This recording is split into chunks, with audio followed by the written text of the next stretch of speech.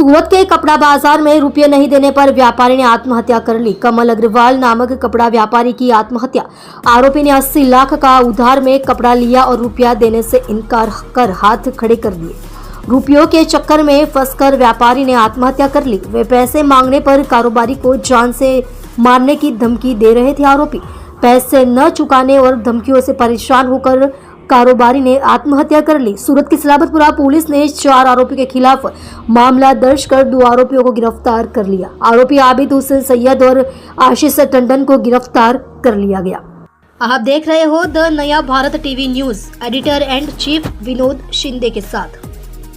23 તારીખના રોજ કમલ અગ્રવાલ નામના એક આધેડે આત્મહત્યા કરેલી।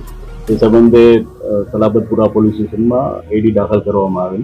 તે સંબંધે એના પુત્ર એ ફરિયાદ આપેલી કે પોતાના જે પિતા છે એના પાસેથી આરોપી આબિદ હુસેન, આશિષ ટંડન, વિક્રમ અને ચોથો છે તુષાર ગોયલ, આ લોકોએ એમની પાસેથી ગ્રે કાપડ લઈ અને એનું પેમેન્ટ નહીં કરે અને જે સંબંધે એની પાસેથી વારંવાર ઉઘરાણી જે એના બિલ પાસ કરવા માટેની એ લોકોને ધમકી આપતા હતા।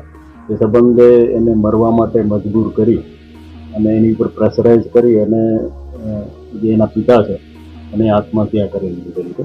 જે સંબંધે પોલીસે ગુનો દાખલ કરી અને આરોપી છે આબિદ હુસેન અને આશિષ ટંડન એ બંનેની ધરપકડ કરી। हाँ, जब मैं अगाऊ कहूँ एम 4 आरोपी हाल एफआईआर में नाम है। अन्य कोई जो तपास चालू है, अन्य जो कोई आरोपी ना नाम शू है एवोनी पण धरपकड़ करवामां। आ अंगे सुसाइड नोट पण मळेली छे, जे तपासना कामे पोलीसे समाचार।